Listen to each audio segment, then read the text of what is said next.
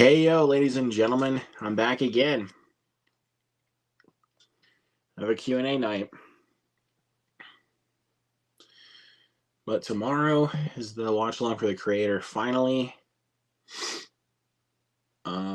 probably Friday is for I'm gonna be seeing on the beekeeper. Yeah, had a lot going on with my life. So yeah. But regardless, I'm glad I'm here talking with you guys again. Because you guys are awesome. Oh, and we already got somebody in here. Hold on. Oh, there he is. Hi. Hey, Josh. Good to see you, dude. Good to see you too. All right. Let's see. Let's hit the comment. Let's see. Got one from Ethan. Says favorite Jason Statham performance. This is a good one. I would say for me, I'll probably say there's some good. Transporter is one of them. I love Crank. Crank is really Also, good. I also really like him in Hobbs and Shaw and Fury 7. And there's still some movies of his haven't seen, like Snatched and stuff, or Operation Fortune. But he, I I just like just seeing Jason Statham do what he does, even if it's a bad. Yeah. I think I can't pick more than one because I just love Jason Statham. Um, I would probably go with Crank. Um, The Bank Job. Um, shit. Expendables 2.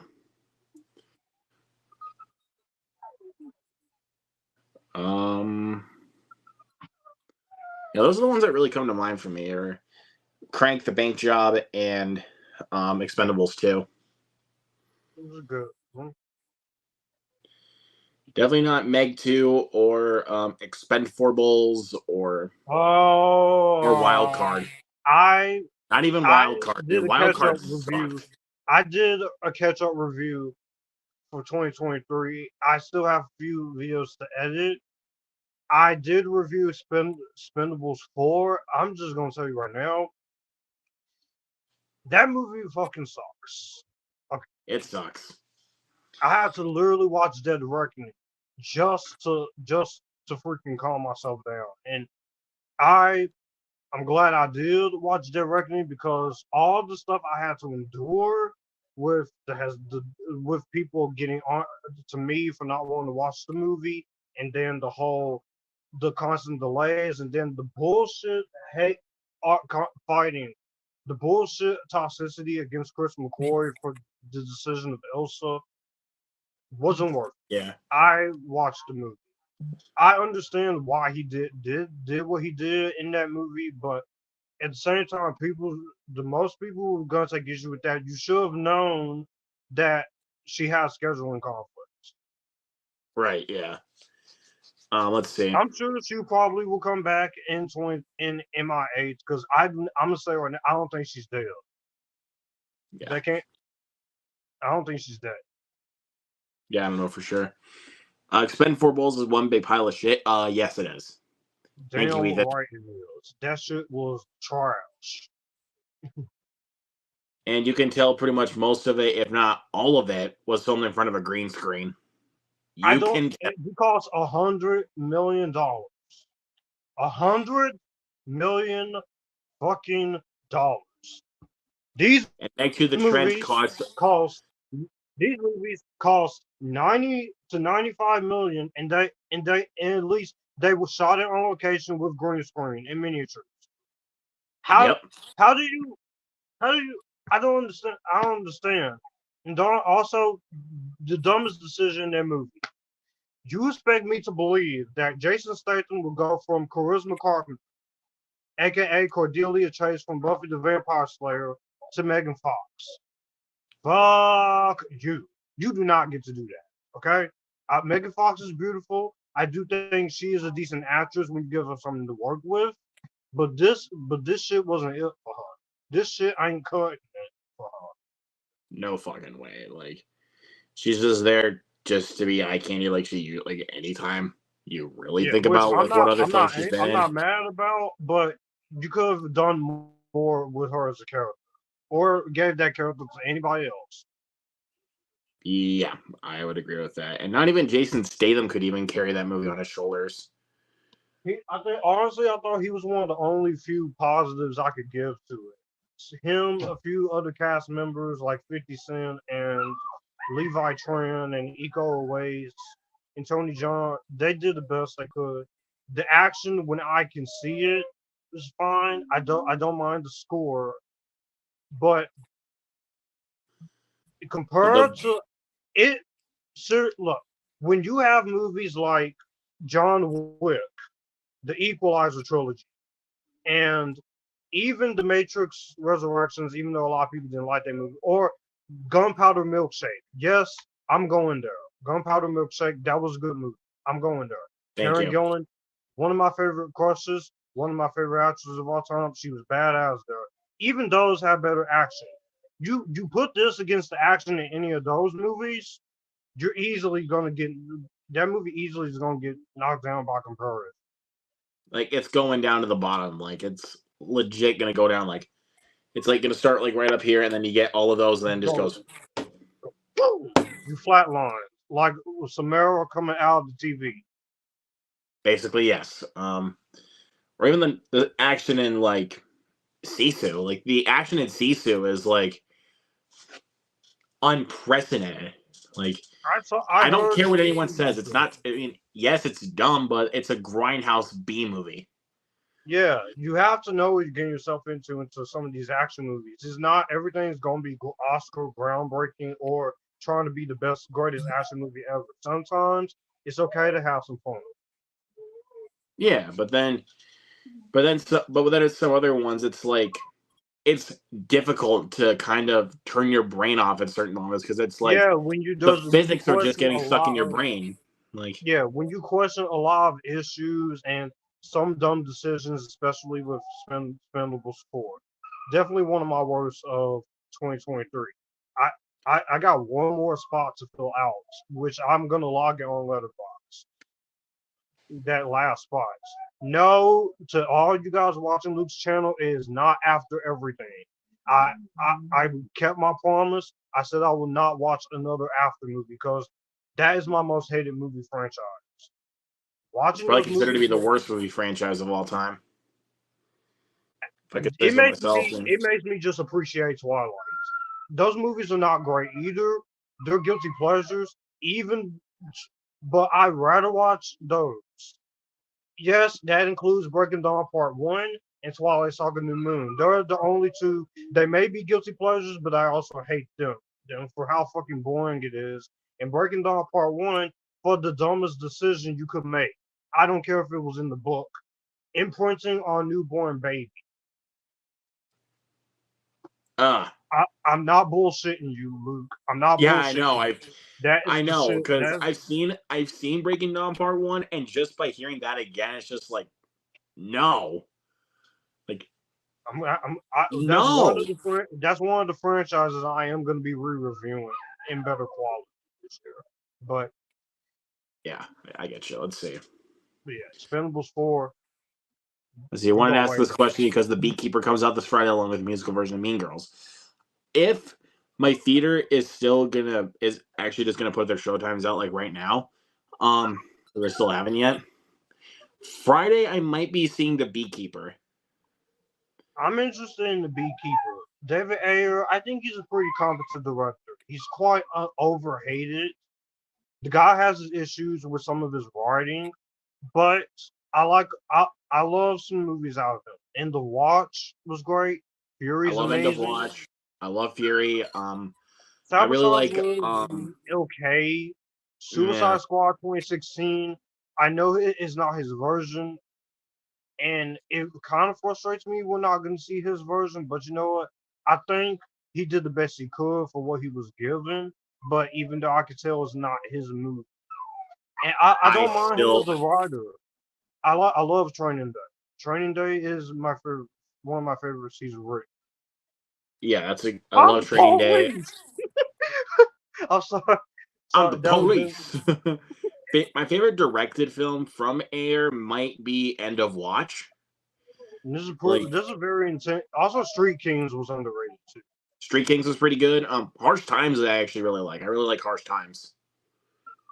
But Hmm. Street Kings, I'm glad you brought up Street Kings because Street Kings doesn't get enough respect, honestly. I mean, I No, think it's a it good doesn't. movie. It's definitely very Mhm. flawed, but it's a good one.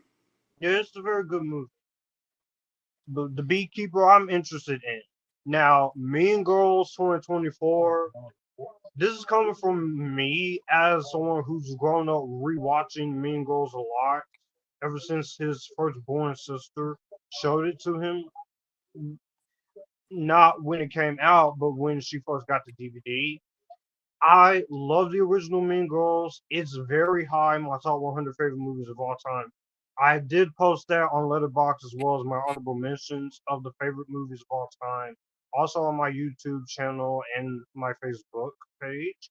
Um, but the, I hate the way they've been marketing this new film. It's like you're marketing it as a remake rather than marketing it what it actually is, a It's supposed to be, musical which is a adaptation. musical. Like, Look, I understand you're scared to market it as a musical because Cats almost killed the genre, and then In the Heights and West Side Story didn't do too hot. But come on now, you could at least do better with the marketing. But yeah, I've heard some good things. If it's good, if I do end up enjoying it, I can forgive the marketing for this, but it's still going to be a big problem for it. But I want to try. I want to try it as long as I'm it's hoping better. it's good. As Like, long as it's better than whatever the fuck that piece of shit Mean Girls 2 is. Fuck Mean Girls 2. Worst movie of all time. damn, dude. Like, I forgot that shit even exists. I just pretend it It's never happened. Yeah, I don't know why. It was. I guess it was during a phase like when movie studios were just wanting to make sequels, direct to DVD sequels of some of their famous films that were like box office But the hits. biggest problem with it, yeah, it barely has any connection towards the first one, except for Tim Meadows. There's no Lindsay Lohan. There's no Tina Fey. There's writing. There's no Rachel McAdams. There's no Amanda Seyfried. No Lacey Chabert. No David Francis. No Lizzie Kaplan. No even Jonathan Bennett.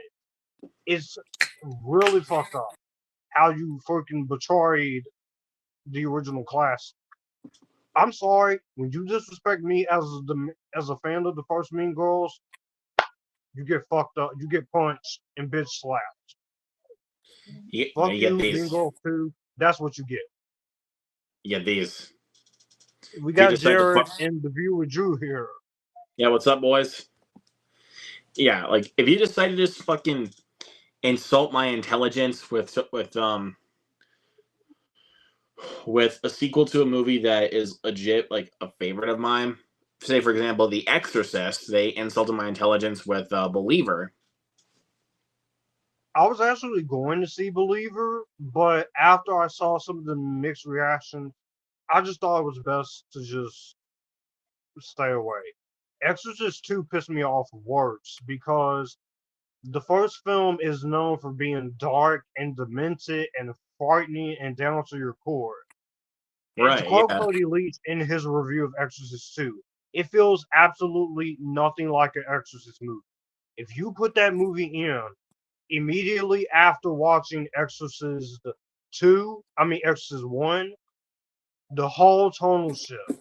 And whoever came up with that idea to just freaking make it have no connection to the first one and just make it so freaking stupid with grasshoppers, you need to be slapped in the face.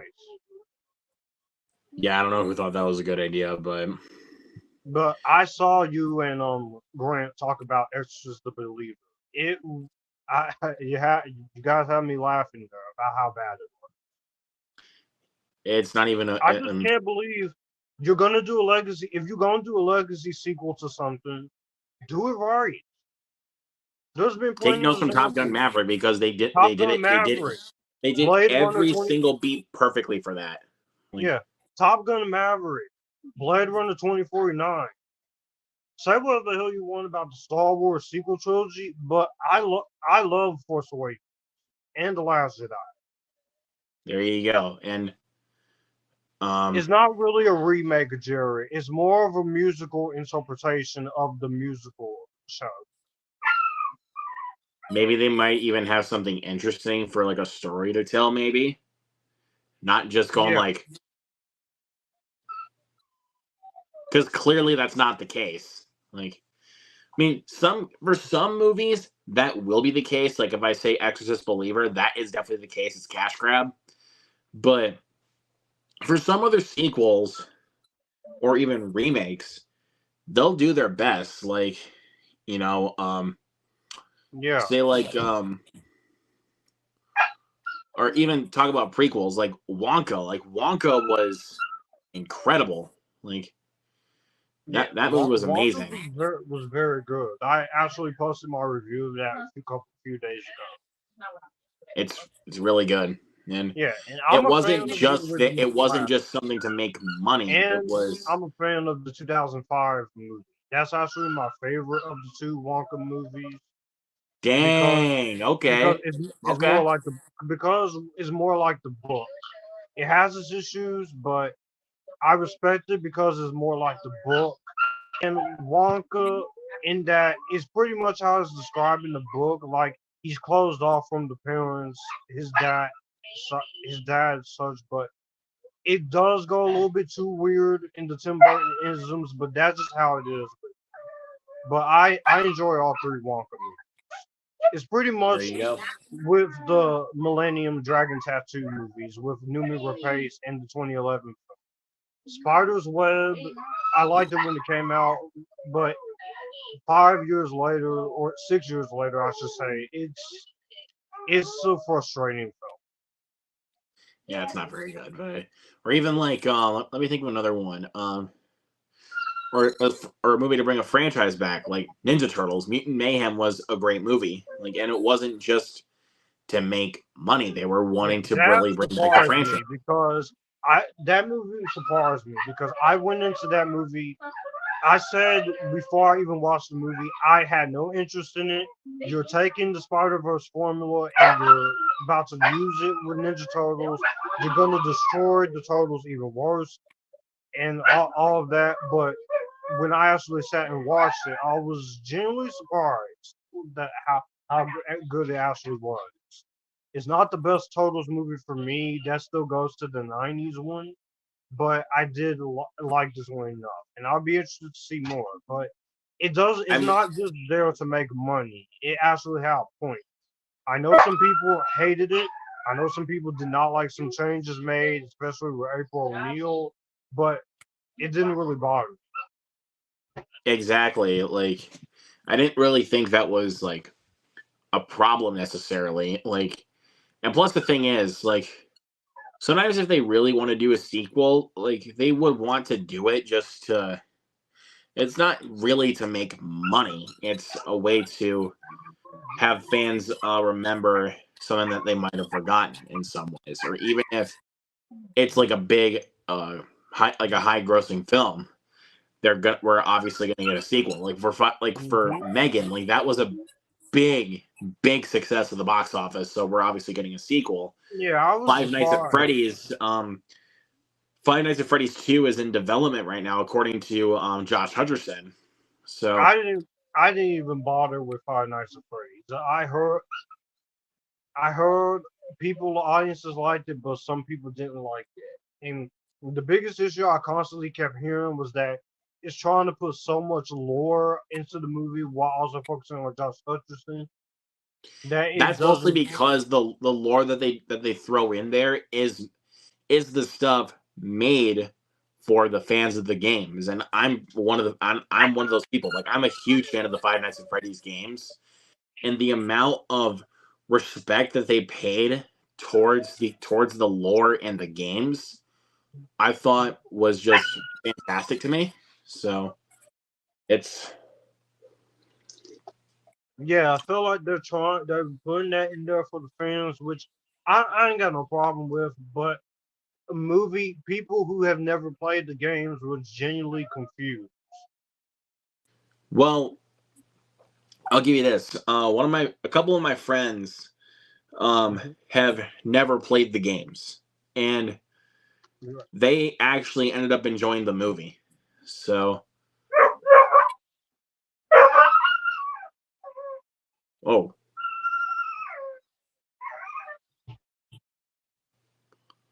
that is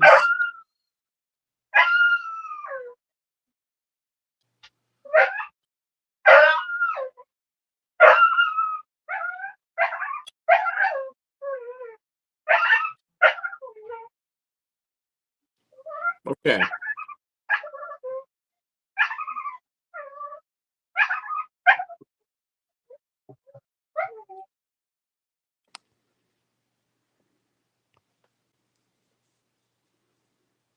Okay, I had to put that on mute for a second because that is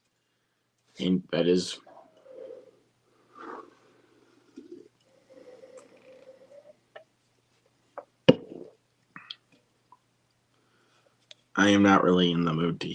Okay, No, I'm sorry.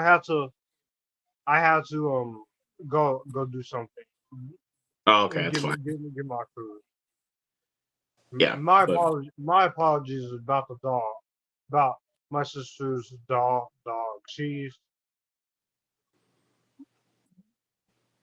yeah, but but yeah, I was trying to go back to. I'm trying to go back to Five Nights at Freddy's. I'm trying to trace it back here a little bit because my brain is fried.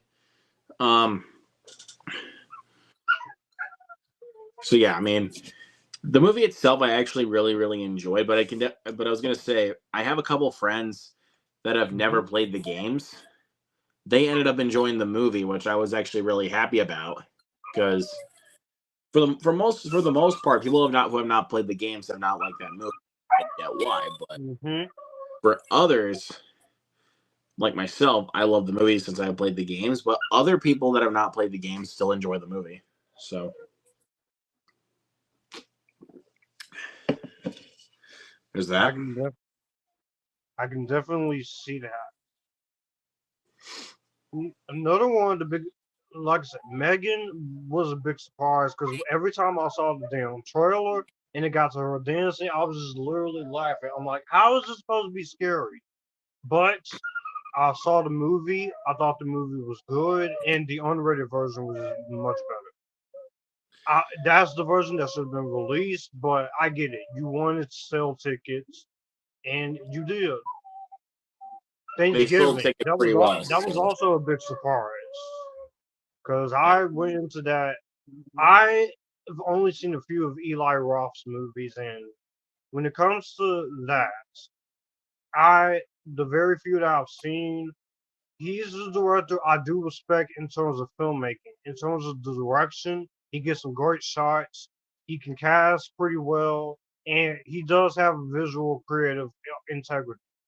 My biggest problem with him lies in the writing. It's pretty much how I feel with Rob Zombie and a few other directors. It frustrates me. You can direct very well, but somebody really needs to help you in the writing department.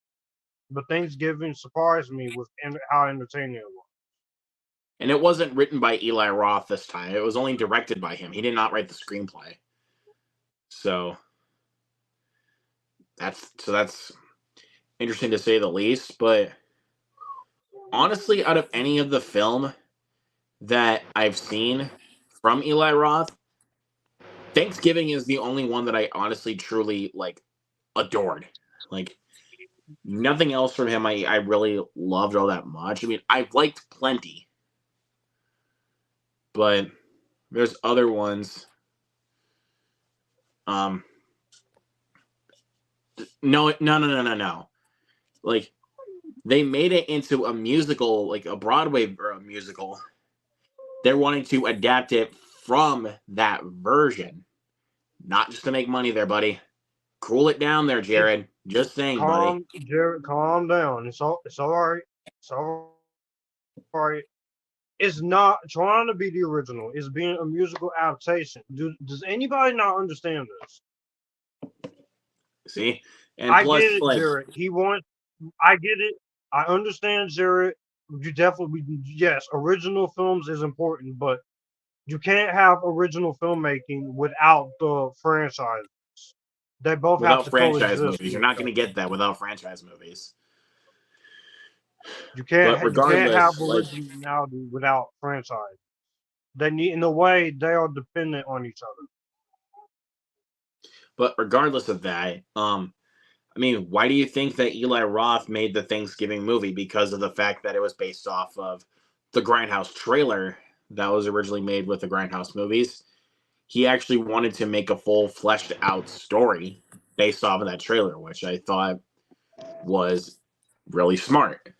Like, and Yeah, he was trying to get it off the ground for 16 years after Grindhouse, and he yeah, for succeeded. Now I'm curious to see what they're going to do with the sequel in 2025. yeah, like I was kind of surprised that they already greenlit a sequel, and but you know what? I'm not complaining because I loved think the first film. I thought it was. I mean, I was still really excited, um, but I wasn't expecting to be blown away and be like, "Oh my god, dude, that was amazing!" Like I wasn't expecting for that to happen. But regardless of that, I still loved it. It's amazing. I get that there's other people with that too, but The least you can then do is go in with an open mind and see. You can't judge. You can't just judge that is unnecessary without seeing it. yes, Plus, you don't exactly. The know. only way I You can don't know judge what. You don't know what the musical adaptation could surprise you with. exactly, like, let me just say this because I was kind of detesting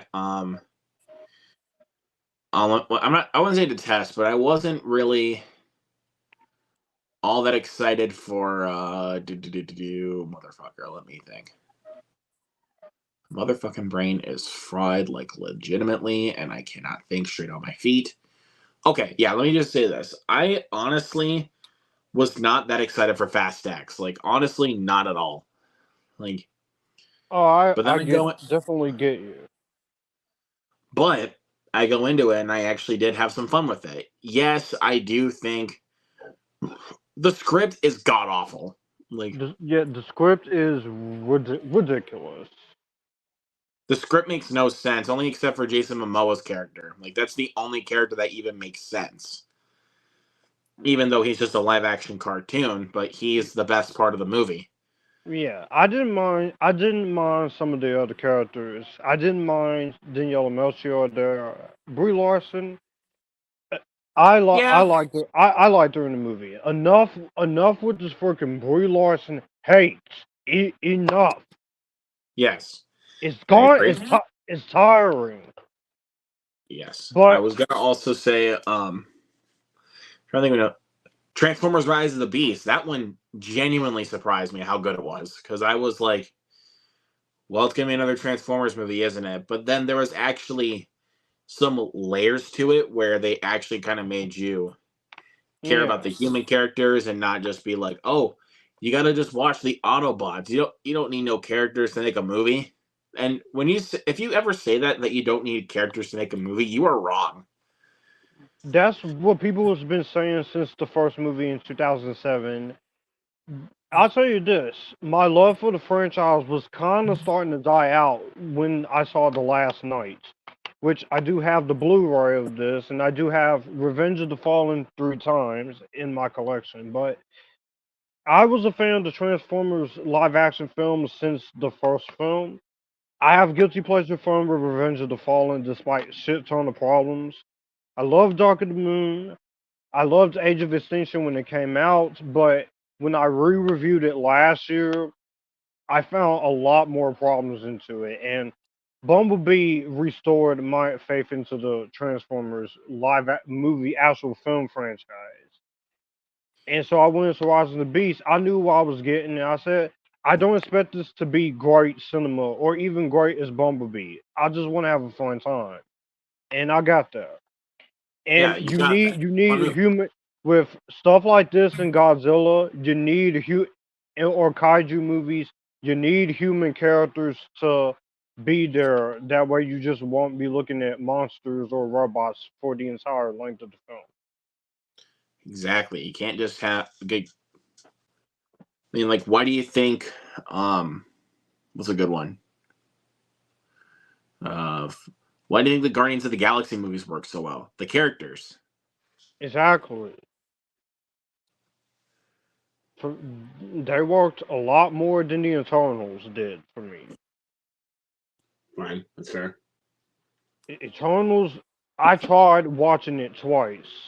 I saw it when it came out. I gave myself a 24 to 26 minute, 26-hour process, to which I came to the conclusion that it was very frustrating. I didn't like the choices made in the story. I thought the characters were severely lacking. The pace was too long.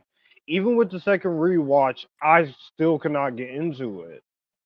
I respect his ambitions, but like I said, everyone else said it would work better as a Disney Plus miniseries than do it as a movie. But I don't completely hate it. There's things in it I like, but it's just besides Love and Thunder and is in competition for my least favorite MCU film.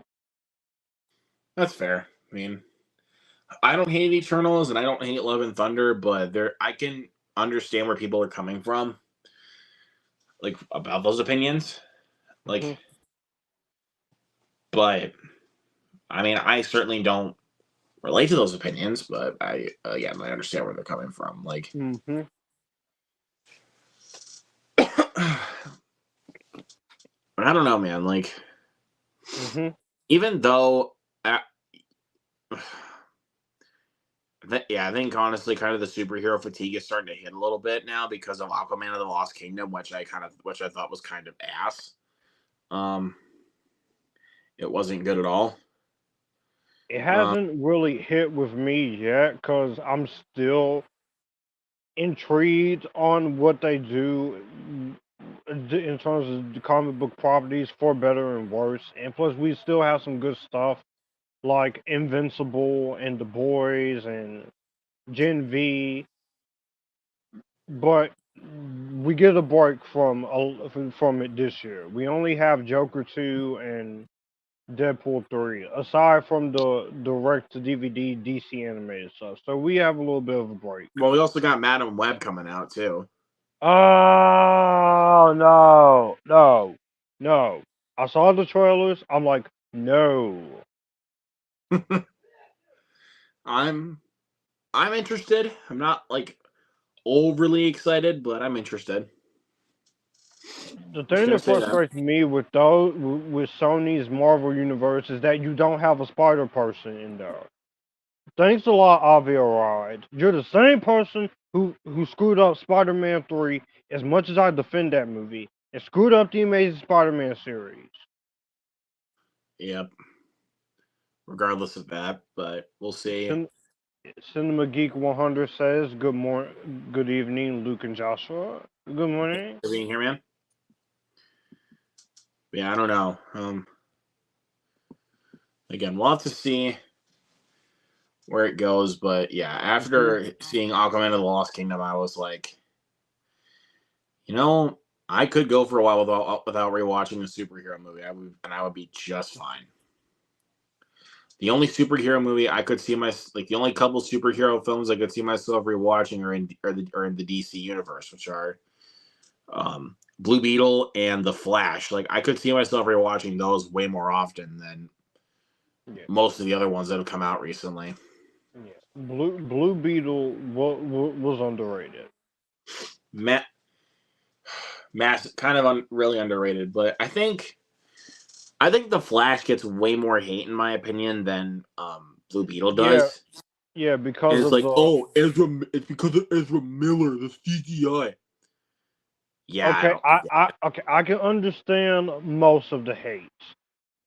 But when you take the freaking drama with Ezra Miller out of it and actually watch the movie, it can be entertaining. Yeah, it's really Is good. Like some of you the should be there for the CGI story. is weird. The And story is what really counts most in yeah, the films as story is well. what definitely I enjoyed the story. Yeah, the story was what really kept me invested in the movie. Like, because the journey of Barry Allen just wanting to go back in time to save his parents, especially his mom, because of certain events that happened in his Hmm. past. Um, yeah, I was. Yeah, I don't know, man. That shit hits hard sometimes. But anyways, I mean, despite the terrible CGI, the action itself in the film is great. Like, so I think I've seen it about 4 times now. Like, I never thought I would actually go that far in rewatching The Flash I've because seen it once, but I do look forward to rewatching it again. I watched it once in the theater and I was like, it's good. I'm Yeah, across the Spider I'm Verse, not too high on it because I think people seen are it. really overhyping this movie. Yeah, But across the Spider Verse, I've seen it 3 times. To me, it gets better. It is incomplete. I'll give you that, but I feel like it does a good job of giving Gwen an arc this time. Which I understand the complaints with following the first few minutes with her instead of Miles, but I feel like it. I feel it was necessary to do that until we get the Spider Woman movie and the Spider Verse saga with Gwen Stacy and Jessica Drew and Cindy Moon. I enjoyed Miles Morales, what they were doing with him having to juggle his life, and also people is telling him how his story is supposed to go and how he wants to do his own thing and save the Spider people and save his parents. Which we, the way they're talking with Beyond the Spider Verse, it looks like that is going to come to a head in Beyond, and is going to be emotionally sad, intense to watch, and it yeah, could. Who knows? It could be the best of the Spider Verse trilogy. yeah, who knows? But But we because have honestly, until the more I've sat on 2025 to Across the Spider 2026. Verse, even though I've seen Across the Spider Verse only one time, and that should kind of signify where I'm at with that movie. Um, I honestly still think it's kind of overrated. Like, look, hold on before anyone comes at me in the comments. It's a great movie. Like, I think it's a great movie. The animation is out of this world. It's amazing, for sure. But the fact that this cliffhanger just leads to nothing, like, even though I know it's supposed to lead into the next film, God knows what. Well, when God knows when we're gonna get Beyond the Spider Verse is beyond me. It's between 2025 or 2026 from is what I predict. But they want to take their time, they want to get it right, and I get that. You don't want to rush paint job of a finale. So it's okay. Take your time with the animation. Take your time with the voice recording. Yeah, Be- but then some. But again, I just need people to understand like why I still Yeah, feel and I'm that way. sure Because and I'm sure once we get beyond the Spider Verse, you'll end up having going back to Across Spider Verse and being like, okay, now that I know what this is going to lead into, I can enjoy it a little bit more. exactly. So that's kind of the reason why I still I don't. have this. I have the same problem with Dead Reckoning Part One. Besides the freaking unnecessary drama you threw at Chris McCord for killing Elsa, Yeah, I there don't was get no that. way. There was no way possible he was gonna work around her scheduling conflicts. When you have someone as high in demand as Rebecca Ferguson, you have to make sacrifices. Plus, all you people who think Haley Atwell is just there to replace her, you're acting delusional. She's not trying to replace Elsa. She's trying to be her own character. Exactly. But I was gonna say, I actually felt like Mission Impossible: Dead Reckoning Part One actually felt like a complete movie, despite the Oh, Part One absolutely. title. Oh, absolutely. It actually feels like a complete movie. Like the character arcs, even when it comes to the third act, actually felt a little bit more resolved than what we would usually get in a Part One of a movie. But I really do think because of the fact that they decided to kind of like cleanly wrap it up, I thought it Yeah, was actually a really nice touch because yeah. I was kind of getting really fatigued of the part one bullshit because it's like whenever they do this kind of cliffhanger, it's like, oh my god, are you serious? I It's I just feel that it's just I feel grown that and way using to some. me.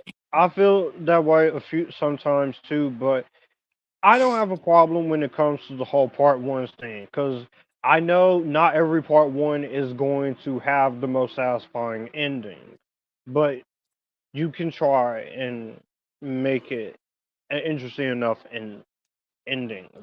Like with Deathly Hollows Part One, I knew I knew there was one more movie to go, but I thought the way it ended, it felt a little self-contained while still having one more movie to go off of with Voldemort taking the other one. And I literally, when I first saw it, I was like, oh shit, that's Yeah, awesome. like that's another one of the part ones that really works for me is Deathly Hallows Yeah, Part One.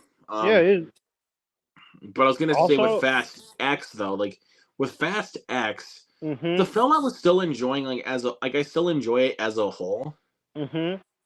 but the ending ruins it. Like the ending to me ruins the entire movie. Yeah, Like because honestly, none of these characters are dead, and also, I we know there's two more movies in this. Even though it should you should just end it with Fast 11, it would have made it easier. But I get it. You wanna wrap this up in the way in Fast and Furious style as a trilogy. Go right ahead. But we know some of these characters are not dead. We know Luke Hobbs. Good to see him back. I like that. But you expect me you but I have questions when it comes to Giselle. That's the thing that pissed me off. And how is she still alive when we clearly watched her die jumping off of a car in Fast Six? That's I something that needs don't to be get that at explained. all. Like because Explained. I Don't get mean, me and wrong. we even saw in plain sight that John Cena crashed his car in Fast X. We saw that right Yeah, in plain sight. yeah. So I don't know how they're going to explain him surviving. Like, because if they explain him This surviving, it's just going to come off extremely cheap. this 'Cause franchise, this the franchise and its crazy antics, but that's the fun of it. But don't get me I wrong. guess, but sometimes it Ga- goes.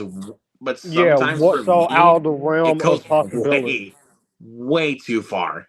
Like, Yeah, out of the realm of possibility, and there needs to be logic. And people's gonna say, "Why are you looking for logic in the Fast and Furious movie?"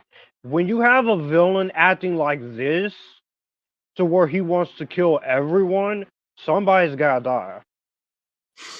exactly. So you need to actually have a brain and some logic thrown into the mix for Now, at don't get me least wrong. instead of just being like, I "Oh yeah, I don't have a brain.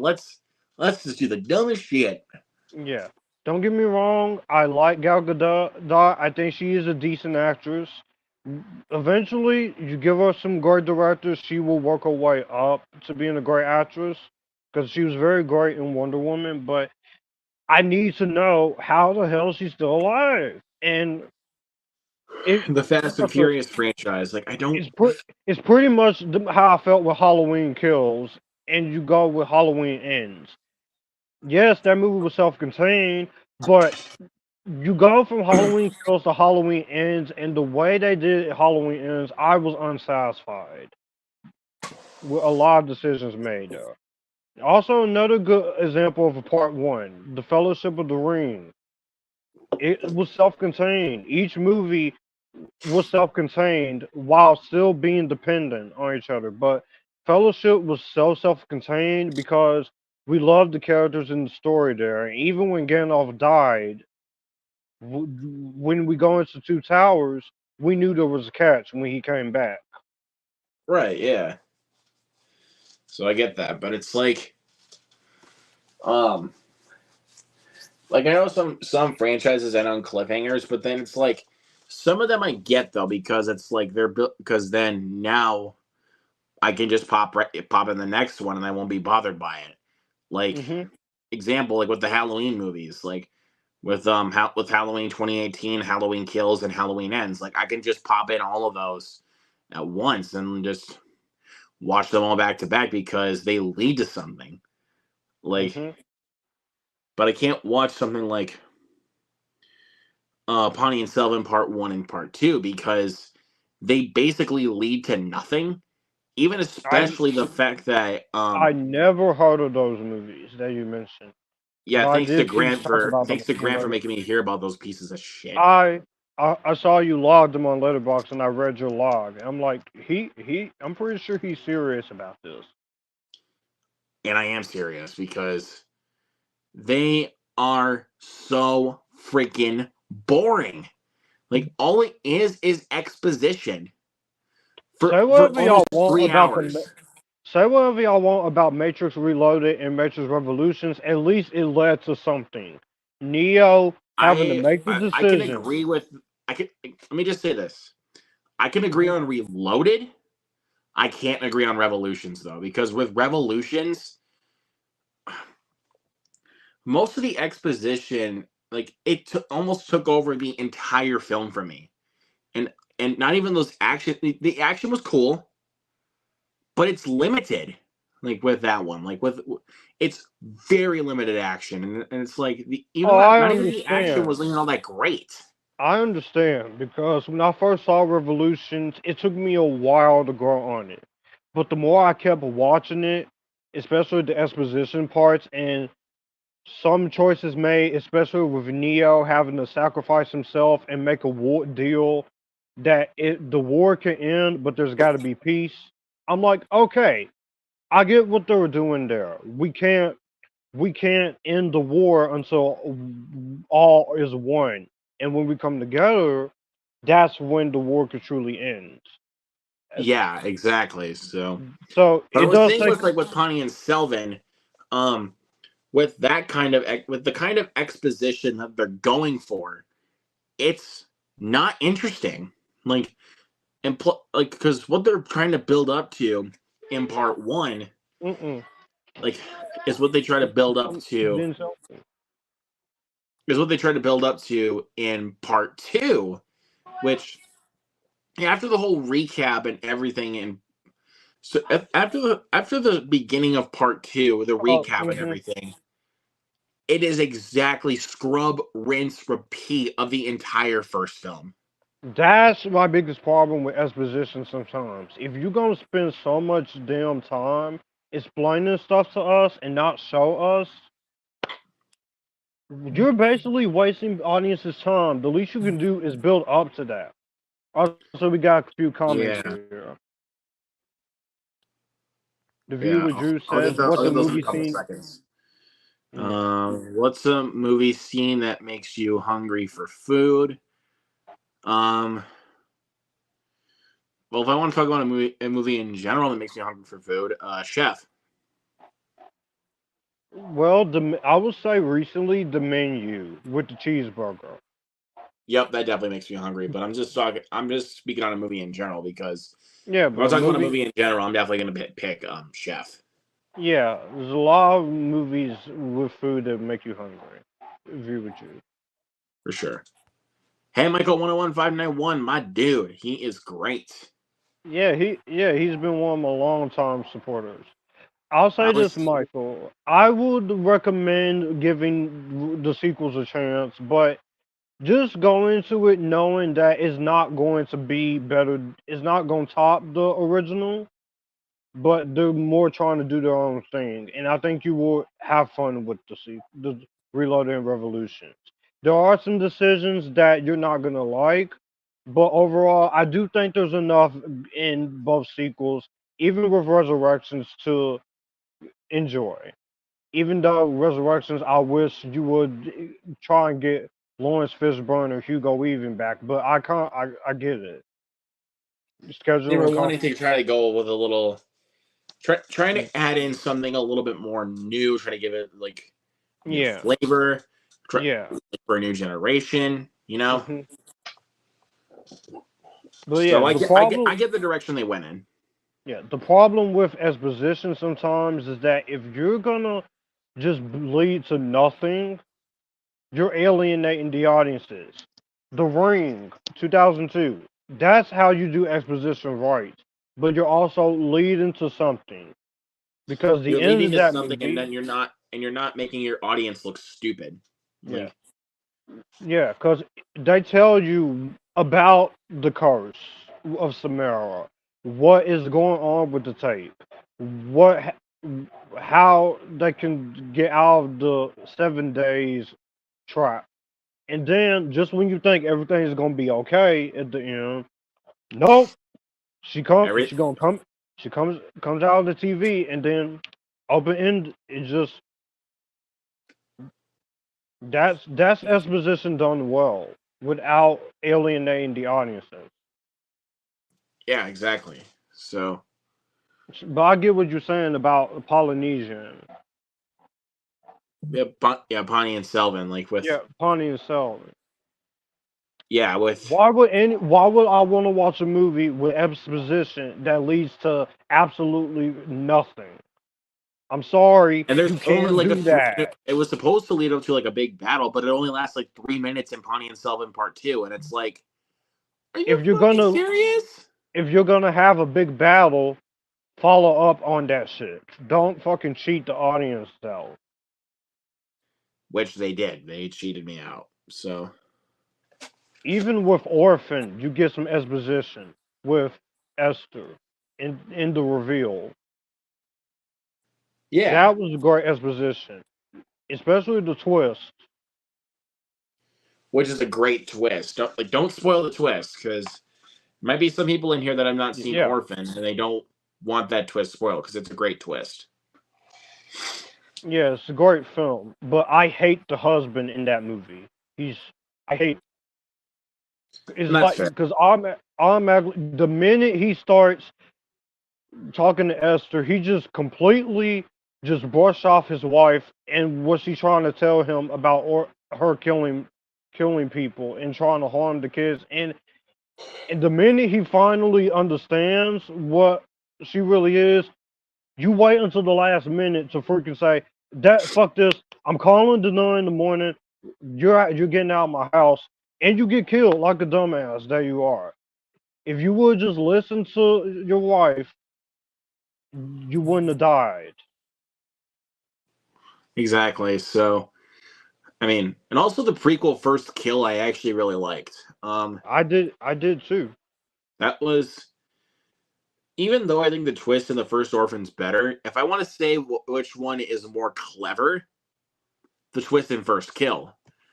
Like, I think that Mhm. twist was honestly a little bit more clever in a way, to a point like where I didn't see a part of it coming. Like, the twist is what really helps that movie, because it's like, Mhm. okay, well, we're going back to the same old shit, and then that twist happens, and it's like, oh, I- nope, I take back everything I said. It's off to the yeah, races. yeah. Same old shit, different day. Yeah, it's the same old shit, but then that twist happens, and it's like, oh, Mhm. here we go. like, like that just happens, and I'm like, oh, did this? I'm like, did this movie just somehow pick up steam? Mhm. Oh my god, dude! Like,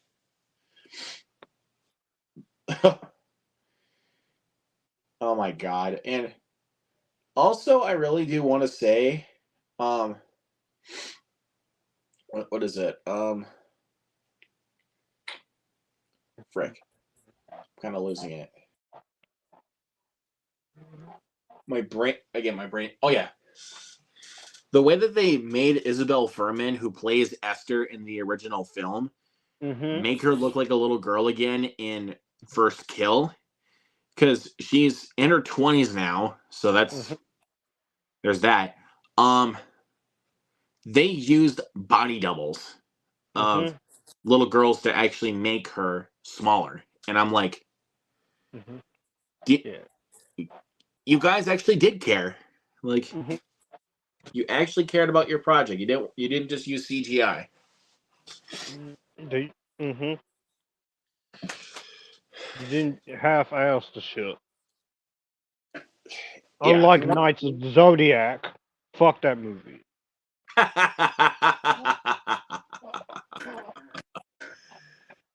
I love the movie, but it's terrible. I will go ahead and fully admit that the movie's terrible, but It's kind of how I feel with Winnie the Pooh, Blood and Honey. It's a guilty pleasure, but I know it's terrible. that But one's up I there hate, too for sure. But but I they're still hate, bad. I hate the fact that the production company and the filmmakers, you went after Cody Leach and Haunted Hippie and so many other people over that damn movie. And you should freaking look at the tomato meter on Rotten Tomatoes. It is at 3%. Oh, I saw the tomato meter, and I don't No, even I look at. was I don't. speaking on the filmmakers. I was talking about like the producers because it's like the way that they treated those people Uh that huh. hated Blood and Honey, which by the way, it's warranted. But Yeah, the way because that they treated like those you said, people, and it's like Cody Lee said, we pay them money for a product, and if we ain't satisfied with that product, guess what we're you're gonna gonna do? hear about it. You're gonna hear rage. It's Like like you going are to a going to freaking. hear about It's it. like Like you're going gonna to. hear my opinion, It's and like I'm going to allowed a to voice my freaking. It's like going to a restaurant or going to a donut shop. If you ain't exactly. satisfied, So if you ain't satisfied, we gonna complain about it. Take the your movie made back the money it did. Take the freaking win and just go. And just just just laugh your way to the bank, like because you won. Your idea yeah, worked, and yeah. your idea worked, and plus you made a shit ton of money. So yeah, and It's my boy what Fritz in the kid. actual what is this guy doing here? Fritz kid. Screw the higher ups, yeah. But I was gonna say, um, with um, with Blood and Honey, like I said, with the filmmakers just coming at people for no freaking reason, um, and calling even Cody Leach Public Enemy #1 of independent horror.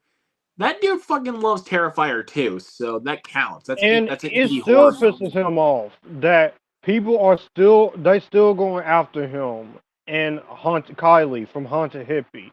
They're like, and honestly, Carly Leach, I don't see how he deals with criticism like that, but he is better than me. Because honestly, if I was him, I would just completely just annihilate them in terms of words. So, and I don't like Yeah, wishing death on filmmakers because no matter what I think of any movie, I respect that you try. But if you just like I still want to gonna give the clap back, respect, if but you're it's gonna like clap back at us audiences or something for not liking the movie, what you think are we gonna do? We're gonna rise up against you. exactly, even especially like let me just say this. At least nobody's come at me for my opinion on Jeepers Creepers Reborn, which by the way, fuck that movie. It's the worst film I've ever seen in my life. Fuck that bullshit. It is still the worst film I've ever seen in my entire life. It is a piece of shit. If the filmmaker came at me for not liking his movie and considering it the worst film of all time, look at the tomato meter, dumbass. It is at Yeah, 0%. Nobody likes the movie. there's probably a few defenders out there, but even I'm a Jeepers Creepers fan of the first two, and the third one's not great, but I can It actually somewhat felt like I'll be tolerate. real about this though, Josh. That hmm actually felt like a Jeepers Creepers movie. Yeah, if yeah, I yes, everyone, I know about the controversy about Victor Salva. Okay, I've liked those movies since I was a kid. All right, I can't just hate the movies just because of one individual. Because that's another thing I'm kind of tired of when it comes to people. Just because one individual does wrong, you're gonna boycott a movie. When there's hundreds and thousands of people who put their lives, dedicate their lives to one movie, and Yeah, and I think you should see it for you should see it for the hundreds and thousands of other people, as well as some people, other people in the supporting cast and filmmaking team. Not boycott yeah, the movie to where it bombs. The more like, but I yeah. So definitely it's agree like with what you say on Winnie the Pooh, Blood and Honey. It's just disgusting. exactly. So it's like even especially like look, I understand. Like I know Ezra Miller is a terrible person. Like I understand that. Like Yeah, I understand like why some people may not like the Flash because of that. But there's actually a lot of good things about that film that can make me separate all of that bullshit. Like yeah. so that's kind of the reason why I don't think that's why I don't think the Flash is an absolute disaster like a lot of people like some people make it out to be, or the worst comic book movie of all time, the worst movie ever made. Fuck Worst comic that. book movie of all time. You want worst comic book movie of all time? I'll tell you. I'll give you a couple of examples. Just ask me on my channel or on my social media. I will give you guys some of the worst examples of the worst comic book movie. Green Lantern, 2011. Fucking Supergirl, 1984. Superman 4. Morbius. The Spawn. 1990 Captain America. Oh, Lime Forest Stick. Those are worse. The Flash, All it's those got are all problems, worse than the but Flash. it ain't terrible. You don't like it because of Ezra Miller, fine. But the filmmakers, when it comes to independent filmmaking, some of y'all hard directors need to do better in terms of taking criticism. That doesn't just go for you, independent filmmakers. It also goes to people who are very well renowned. If somebody doesn't like your movie, just just at least ask them why they didn't like it, or at least let them get their feelings out. And maybe even they can probably give you some advice to maybe improve Do on your next better. film in the future. That's what film criticism is when it comes to movies we don't like. We're giving you criticism to do better. We're not trying to destroy your project. And let me tell you something. The people who went after Nia DaCosta trying to make her look like the worst thing ever for the Marvels, as well as try to go after Brie Larson, Teyonah Paris, and Iman Vellani, and you let that movie underperform when it was absolutely good, you should be ashamed of yourselves. Agreed. Because people just are stupid. But besides that point, um, but I was gonna say, like, honestly, dude, like, I'm trying to think of. hmm Oh yeah, people came at me for my opinion on Insidious: The Red Door, which, by the way, that movie still sucks. I don't give a fuck. I don't care what y'all say. The movie sucks anyways. I enjoyed The Red Door, but I wish it was better in terms of I writing. had people. I had people come after. I had people come at me for that. Like, Damn, that shit. I remember people came after me when I reviewed Venom, and I called it one of the worst movies ever initially. The people in my comments was like, "Fuck you! You don't know shit about Venom. Venom, Venom is an anti-hero. You just didn't like this movie because it wasn't what you wanted." And I deleted those comments. I know oh yeah, Venom and is I an anti-hero, also okay? But if you are gonna make a Venom movie, the least you could have done is make him freaking kill people. exactly. I get you, I don't even but I I don't hate the movie as much anymore. It's not even in my worst movies of 2018 anymore because Holmes and Watson took that spot when I watched it in 2020. yeah, that one's a But steaming. I think it's disgusting. And I think it's selfish for content creators who are putting their opinions out there to be attacked over a goddamn movie for not liking it. You know, we can just have a civilized conversation, right? Filmmakers. Yeah, like, we can do that, but some will just not let us do that, which I think is stupid. Yeah. But I totally understand you on Winnie the Pooh, Blood and Honey, and the freaking bullshit that has to came with it. Yeah, I don't get that at all. But but I was also thinking, trying to think of other ones I had people come at me for. Where I have Barbie placed in my ranking video in my ranking of 2023. People are baffled that I have it so low. Like in certain like in regards to You because I really enjoyed the movie, you but people are baffled at the fact that I have it like not even in the top 20.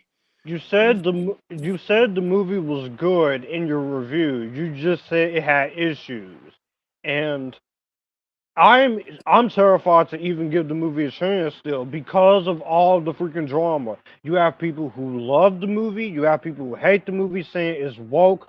Fuck you, Greta Gerwig. Fuck Margot Robbie. How dare you make Barbie into a woke propaganda? It's just like, guys, stop saying that damn word, woke, and actually come up with legit criticism.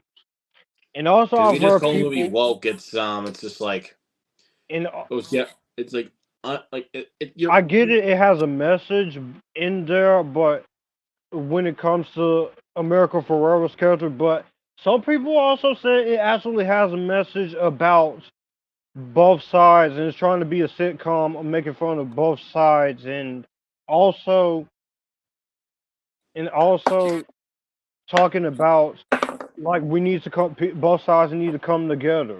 But I'm it's just the freaking discourse with that movie has been irritating to see because and to the point where I just don't even have the interest in watching it right now I get because you. I don't know because I don't know which side I'm gonna get. Yeah. But I saw your review of Barbie, even on your YouTube review and your Letterboxd review. You were pretty positive on it. It's just you had issues with it. That's understandable. Like I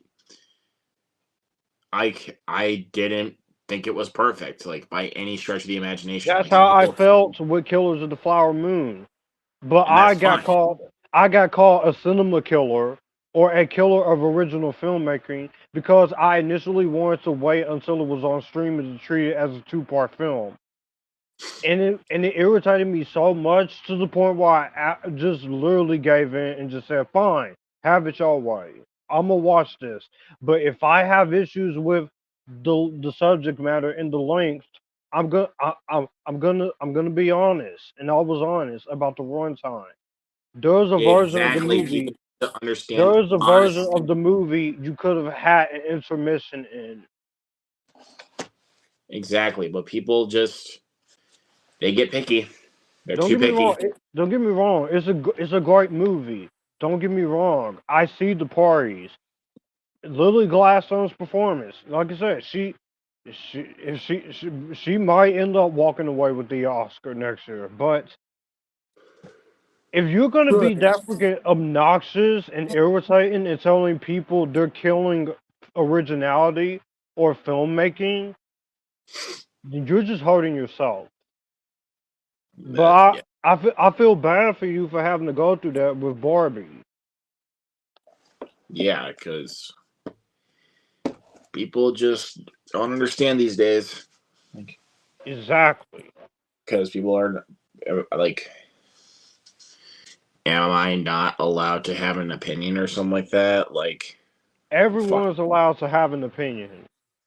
That's what some people cannot understand. They think you have to be on one side or they think you have to be on one side or the other. No, it doesn't always have to be the greatest thing ever or the worst thing ever. You can honestly you can say the movie is okay, or you can be that person to say this is great, but it's a little overpraised, or great, but it has a few issues. And sometimes a Exactly. movie can just be okay or good, but have some issues. Yeah, but people just don't understand that, which I think is absolutely stupid. Hmm. Like, what's another one that I have that I really, really enjoyed, but I had Saltburn. I did. Saltburn I really enjoyed, but I had problems with it. I didn't see Saltburn because I heard it was, but because I looked at the trailer, I'm like, nope, this is not my type. This is not for me. And that's fine. Like, it's And that's the definitely, biggest problem. People, when we say not every movie is going to be for us, don't take issue with that. yeah, don't take issue with that. Just people just need to understand that if the movie doesn't look like something that I would like or anything like that, it's not for me. Well, fine. But what's a good example? Like May December. Luckily, no one gave me shit for loving Multiverse of Madness and putting it on my best movies of 2022. Thank God, that did not Good. happen. I was gonna say with Yeah, May December. Another one I didn't see. I did not like that. Like that's a movie that got high praise. Look, I understand where the praise is coming from. I didn't get it. I Yeah. certainly did not get it. But also, I actually want to show this off here really quick.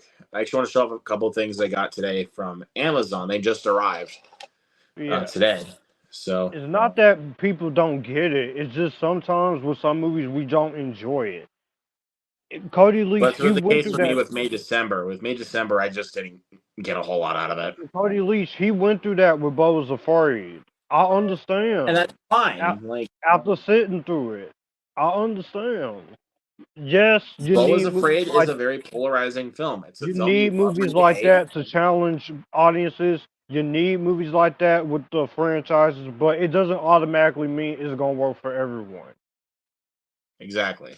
But But you go ahead and show off what you're about to show off. all right, so I just got so first up I'm gonna show this off. I know it's 4K, but I wanted to show this off first because Hmm? this is still a cool set. It is the Bourne collection on 4K. All 5 of them. Cool. Yep. Those are I in my only Amazon. owned out of all of these movies on Blu-ray, I only owned Jason Bourne. So and I I found have this those on, collection for a pretty good price, so I was like, yeah, I'll I get it. have those on digital, but they're in my Amazon wish list on Blu-ray. Yeah, I figured I would go ahead and get it so I could just finally own them all because I needed to own them all at some point in my collection. And then if Frisky, hopefully he's still watching because I need to show him this. This is something we got coming up here pretty soon for our podcast, the movie going podcast that is, Mm-hmm. and that is Twin Peaks, baby. Twin Peaks, the complete television collection, and the movie Twin Peaks Fire Walk with Me on Criterion. He I have is a an few avid fan of Criterions Twin in Peaks, my so wish. I needed to get my hands on these.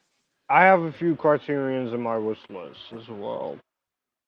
Mm-hmm. So yeah, I needed to get my hands on those at some point. So like I know the show is streaming on Paramount Plus, and I know Fire Walk with Me is streaming on HBO Max, but It don't get no better than physical media. I that's why like I still streaming, that's why I but still collect physical media for that matter. That's why I still there's no way you can have something like this on streaming with special features. I went ahead and physically bought this last year for my birthday. because it has the special features. I can look at the rest of the special features, hear the commentaries. Exactly. So And that's kind of those of you why who say I, those of you who are saying physical media is dead, no, it's not. No, it ain't. you just It ain't dead. all you just need to do is think about what you're saying. Huh? Especially Right? that one guy on TikTok that says "fuck DVDs." Yeah, you know what I'm talking about. If you Yeah, I watch, know who you're talking about. Physical media is not going anywhere. There's a high demand for physical media, especially with these streaming services taking things off the platform. that's why we need physical media. Like, Which is why and I've been why do you think saying, I own? And why do you think I own why I've been all the Twin Peaks stuff? Like, why do you think I own all these? to have them physically in the collection. This is why I say we need stuff like Hulu movies like Hellraiser and No One Will Save You and The Princess and Rosaline with Caitlin Dever. Rosalind, yeah, Rosalind. I Yeah. think is like, but And also, some of the Netflix movies deserve a freaking physical media release because physical media is important. Which, yes, it's speaking of Caitlin Dever, I'm happy she's going to be playing Abby in Last of Us season 2. She's going to do a great job, but do not come after her for this for actually following the story of the second game. please don't come after her for that. But We do not need a regardless of that, we we do not need another Laura Bailey situation. yep, we do not need that. Regardless of that, but yeah, I'm thinking once we hop off here, which will probably be in a little bit. Mhm. I think I'm gonna go ahead and start this. Mhm. So I'm just gonna start watching the pilot since it's a pretty long episode. But I still am gonna watch it though because I really do want to get started with the show. I need to watch the two seasons for the first two seasons of Twin Peaks before I watch Fire Walk with Me, Mhm. and then I have to go through. And then I have to watch Twin Peaks: The Return. Well, Mhm. no, no wait, hold on. Oh, that's right. I still gotta watch the Missing Pieces, which is the deleted and alternate takes of Fire Walk with Me. That's it's featured on the special features for this Criterion. So yeah, I need to look into that here after I watch Fire Walk with Me at some point. I definitely need to look into that. There's some good pickups there. Jason Bourne and Twin Peaks. I tried Yeah. to get into Twin Peaks, but it was just too weird for me. I'm like, okay, I understand it's supposed to be weird, but you're confusing me with this weird craziness here. Well, and plus also someone like David Lynch is really, really, really experimental with his movies. I didn't know exactly what you're talking about because I've been seeing, I saw some of his movies.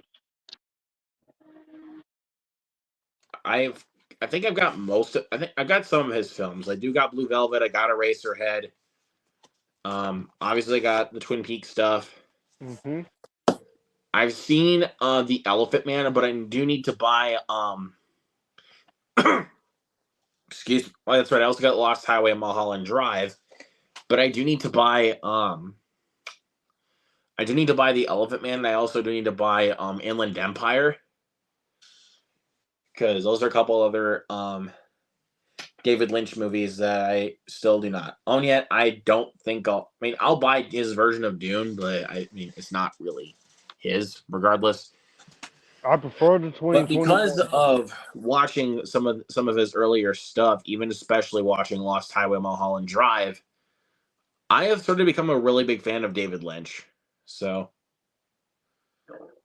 I think he's a really, really, really good filmmaker. Jeez. Very, very interesting filmmaker. Even if he goes into weird territory. I mean, he definitely does. Like, if you want to talk about directors that will definitely go there, Mm-hmm. yeah. He goes there.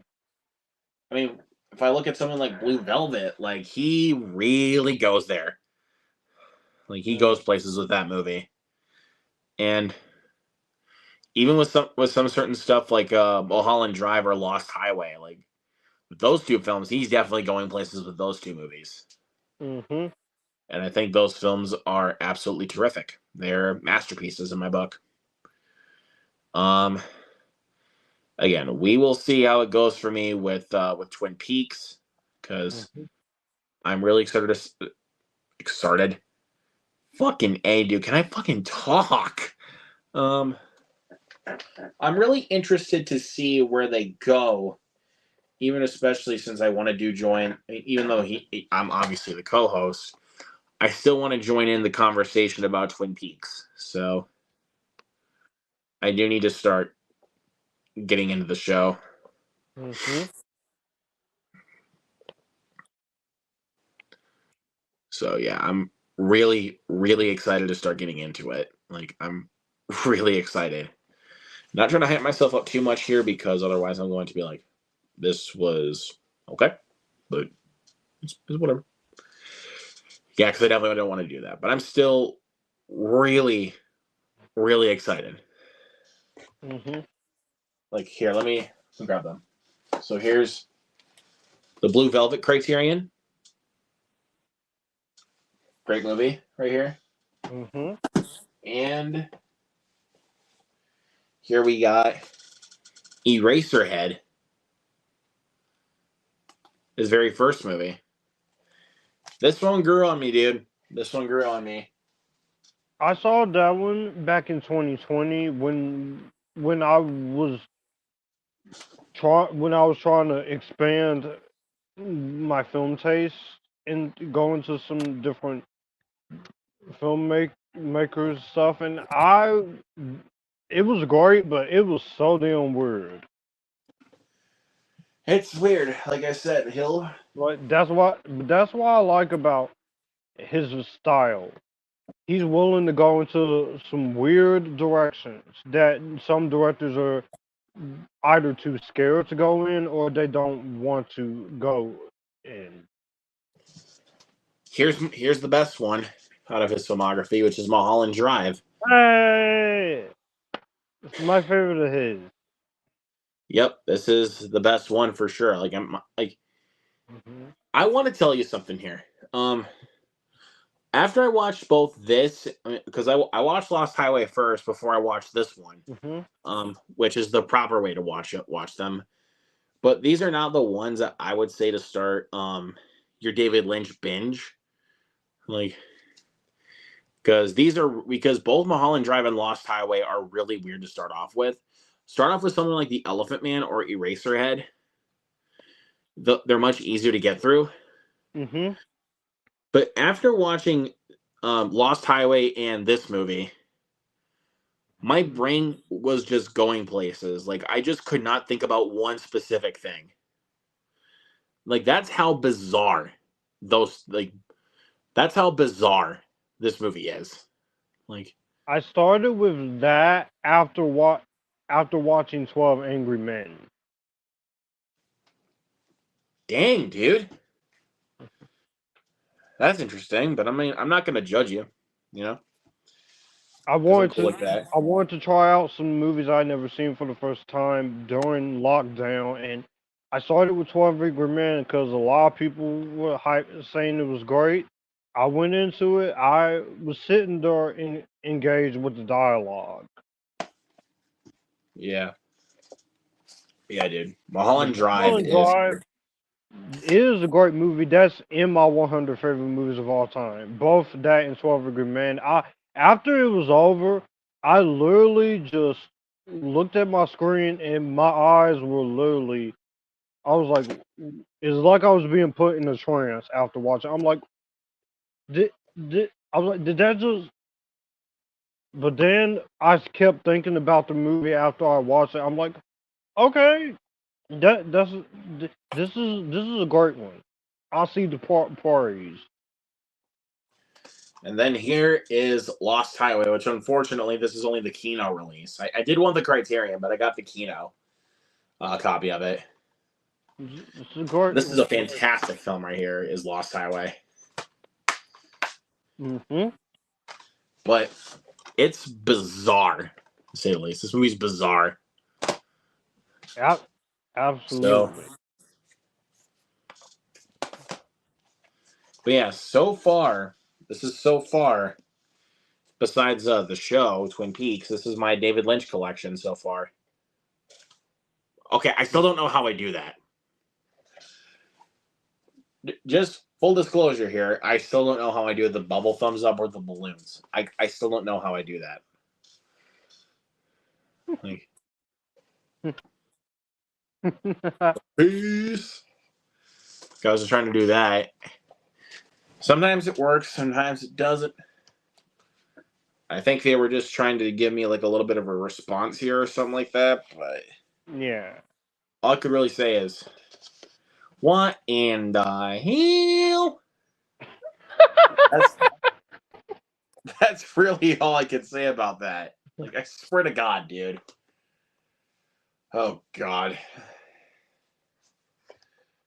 But yeah, and also to add in with that, here's Twin Peaks, the complete television series. And yeah, this is a long show, so it's definitely going to take me a while to finish, but I'll do the best I can. Like, I think I'll try most days when I come home from work, if I don't got plans right after, I will try to I'll sit down and I will continue to watch the show. Like, you put the Blu-ray in, turn on the player, and then I'll continue on. But again, I just still need to give myself the time also so I can still process it for me. Oh, fuck. Man, holy shit. Yeah, that's the signification of lost brain cells. Like, legitimately. Lost brain cells. Trust me, it happens every once in a while. I went through that sometimes. I go through it sometimes. Yeah. Like, it's just a thing. It is just a thing. But, yeah, I'm just trying to check for a couple things. But, yeah, it's going to be just a little bit, just looking at a couple things.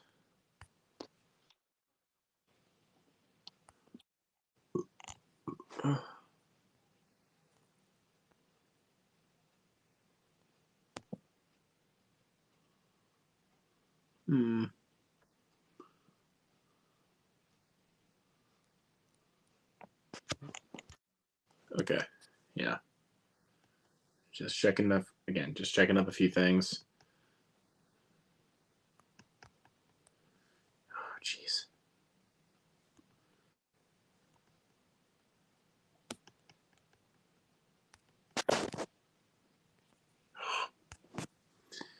My theaters is seriously just keep trying to keep me in suspense here.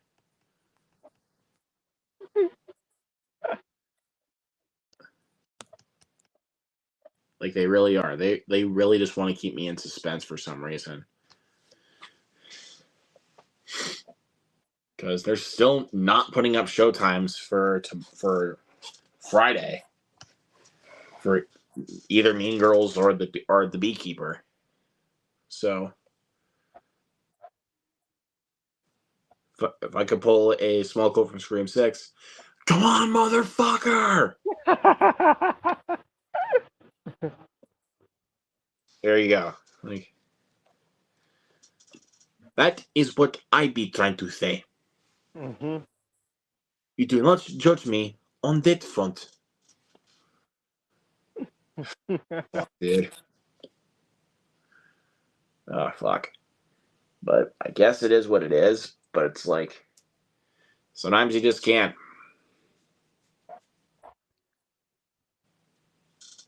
Like, just fucking give me the show times already. so that way I can let my best buds, so we can let my best buddy know what time we're going. Like, fuck, man. Because, oh my god.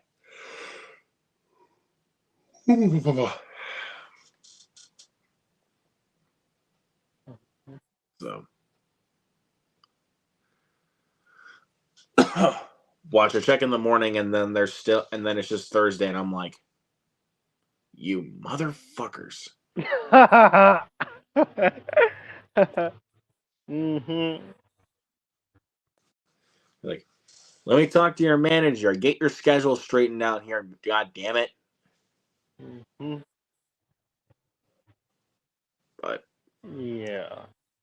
it is what it is. I mean, I'm okay. I'm gonna try it one more time. Damn it, still nothing. I don't even know why I keep trying. I don't know why I keep trying. Oh, there we go.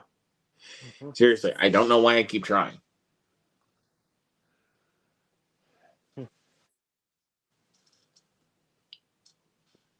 Fuck. Fuck.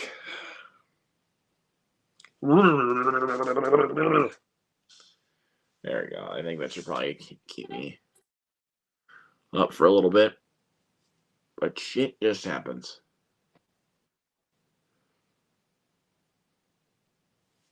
So.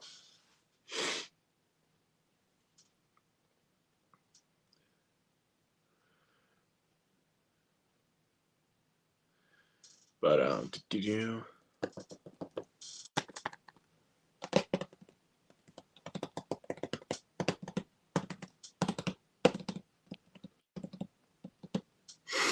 All right. Again. Okay. Again, I don't know why I even keep trying. It's just a thing for me. Things legit are just making me want to keep trying to look.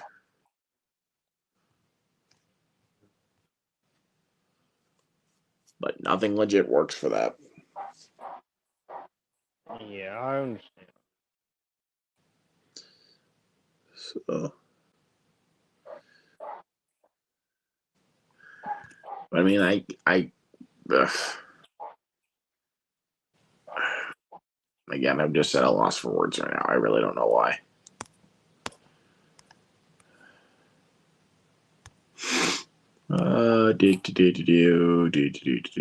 Motherfucker. Let me try to think.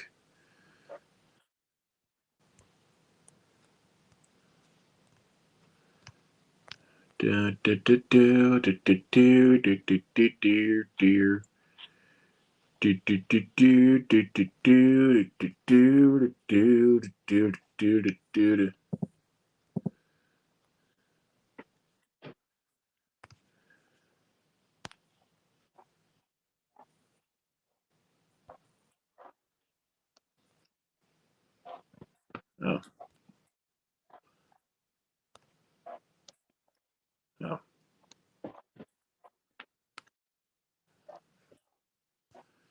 Yep.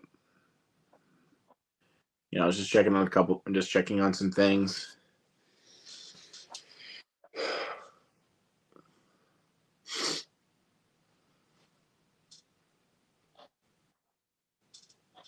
Why is my mind still blinking? I don't know why.